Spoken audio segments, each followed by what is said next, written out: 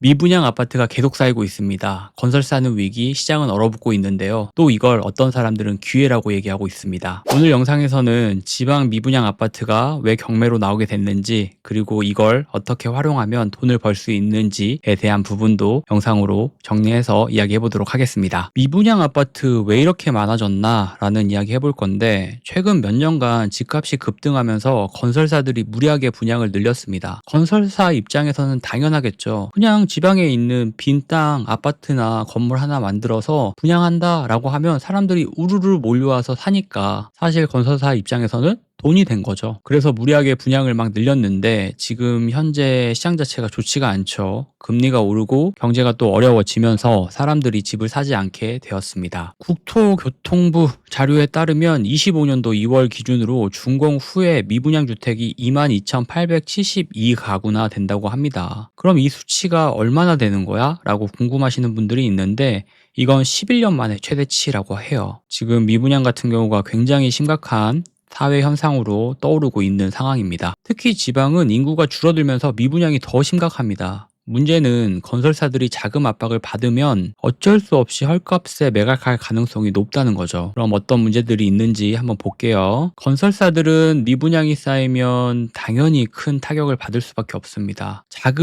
자기가 가지고 있는 돈 100%로 이 아파트나 주택을 짓는 건설사들은 없어요. 은행에서 대출을 받아서 건물을 짓는데 대출을 받는다라는 거는 이자를 내야 되는데 이 건물을 사가는 사람들이 없다라고 하면 이자를 낼 여력이 생기지 않을 수 있겠죠. 정부에서도 취득세나 양도세 감면을 검토를 하고 있긴 하지만 근본적인 해결책이 될 수 있을지는 미지수입니다. 그리고 설령 이런 혜택을 준다라고 해도 지금 시장 자체가 얼어붙어 있기 때문에 바로 얼어붙은 시장이 풀린다라는 확신도 없는 상황이죠. 이럴 때 건설사들은 미분양 아파트를 할인해서라도 팔거나 안 팔리면 어떻게 될까요? 경매로 넘어가게 되는 겁니다. 그래서 지금 이런 상황에 많이 부동산들이 넘어갔는데 이걸 또 기회라고 하는 사람들이 있습니다. 그래서 그 기회라고 얘기하는 사람들은 왜 기회라고 얘기를 하는지 한번 같이 살펴보도록 할게요. 자, 첫 번째는 미분양 아파트가 경매로 나오는 과정에 대해서 한번 설명 간단하게 해볼게요. 건설사가 부도를 맞거나 자금난으로 인해서 미분양 아파트를 매각하지 못하면 채권자,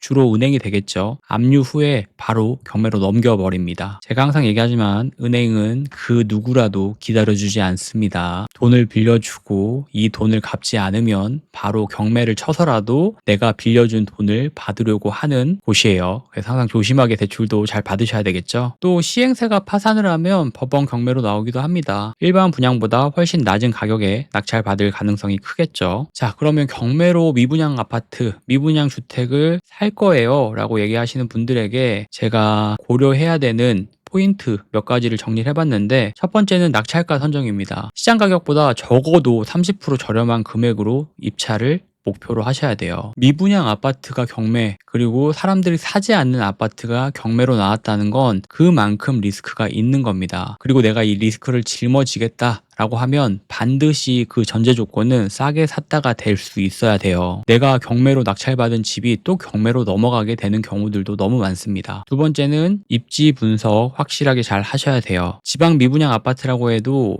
다 싼 게 아닙니다. 교통, 생활, 인프라, 직장인 수요 이런 것들이 탄탄한 곳들 같은 경우는 사실 경매로 나왔다고 해도 싼 가격으로 낙찰받기 어려울 수 있어요. 그래서 반드시 다른 물건들도 중요하겠지만 미분양 아파트 같은 경우 미분양 주택이라고 해도 입지 분석 더 치밀하게 탄탄하게 조사를 하실 수 있으셔야 됩니다. 세 번째는 임대 전략도 잘 짜셔야 됩니다. 미분양 아파트가 전세가율이 낮을 수가 있어요. 월세나 반전세 전략이 더 유리할 수가 있습니다. 경매하시는 분들 중에 또 어떤 분들은 그냥 현재 사람들이 사고 팔고 하고 있는 시세보다 싸게 샀으니까 그냥 사람들이 사고 팔고 하고 있는 가격보다 싸게 내놓으면 팔리지 않을까? 매매 사업자를 내면 된다며, 양도세 혜택을 받으면 된다며 이런 이야기를 하시는 분들이 있는데 싸게 사면 뭐합니까? 사주는 사람들이 없는데 굉장히 굉장히 큰 또 리스크를 온전히 떠안게 되는 경우가 발생할 수 있겠죠. 그래서 임대 전략, 내가 이걸 어떻게 운영하고 전략을 잘 세울지 이런 것들도 명확하게 접근을 하시기 전에 파악을 하시고 들어가셔야 됩니다. 자, 다음은 수리 비용 체크도 일반 미분양 아파트라면 좀 더 꼼꼼하게 하셔야 돼요. 오랫동안 비어져 있을 확률이 높습니다. 미분양 아파트 같은 경우는 빈집일 확률이 높았겠죠, 당연히. 그렇다고 하면 보일러, 배관, 도배 등 추가 수리 비용이 들어갈 수가 있어요. 그래서 임장을 갔을 때 이런 것들을 볼 수 있게 한번 노력을 해보셔야 됩니다. 이런 것들을 보려고 하는 게 임장이에요. 가서 그냥 내가 건물 한번 보고 한번 걸어보고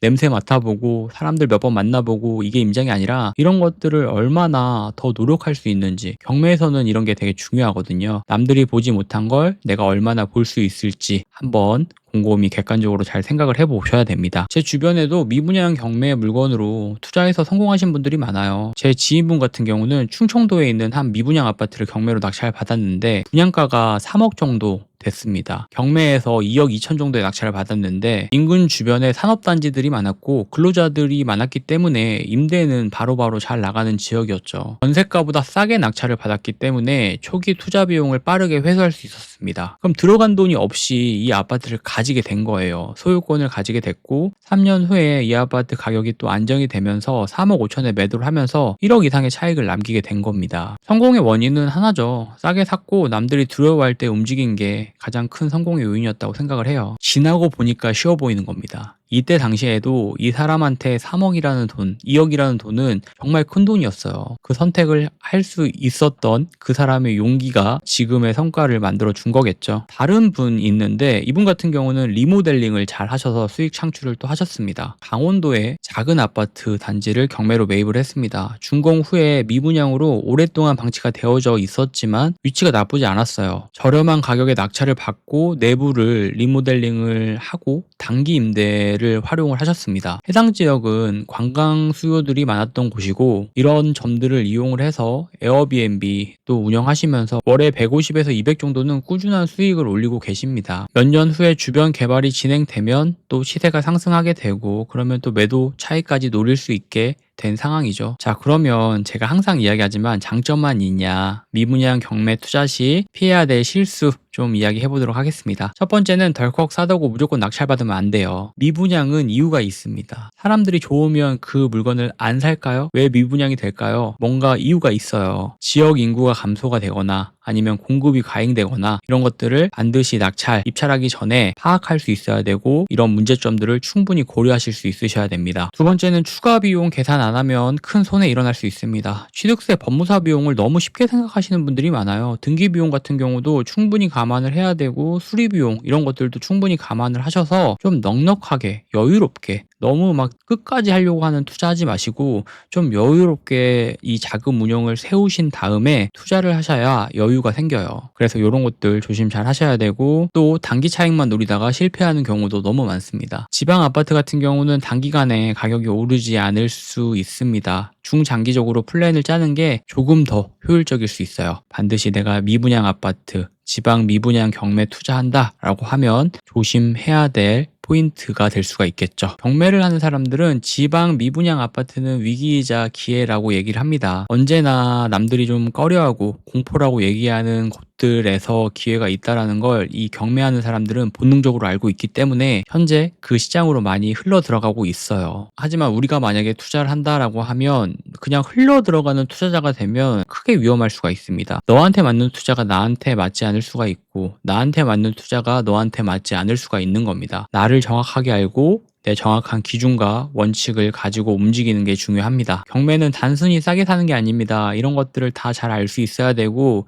시장의 흐름을 읽고 전략적으로 접근해야 되는 투자 방법 중에 하나예요. 그래서 난이도가 있을 수는 있지만 이런 것들을 또 잘 할 수 있게 되고 열심히 공부를 하고 열심히 계속 보다 보면 기회는 충분히 생길 수 있는 재테크 방법이기 때문에 포기하지 말고 계속 영상 보시면서 공부하셨으면 좋겠습니다. 너무 막 조급해하지 마시고, 많은 분들 또 요즘 만나보면 조급해 하시더라고요. 사람들이 기회다 기회다 이렇게 얘기를 하니까 막 거기 들어가야 될 것 같고, 많은 사람들이 낙찰 받는다 그리고 수익을 낸다 이런 것들에 조급함 느끼시는 분들도 생각보다 요즘은 교육기관이 많아졌기 때문에 많이 느끼시는 것 같은데, 그거는 그냥 그 사람이 수익을 낸 것 뿐이에요. 내 기준과 원칙에 의해서 수익을 내는 게 중요합니다. 경매에서 낙찰은 너무나 쉽습니다. 낙찰은 내일도 받을 수 있어요. 우리 3억짜리 아파트 5억에 낙찰 받으면 언제라도 가도 1등을 할 수 있는 겁니다. 우리가 원하는 건 1등이 아니잖아요.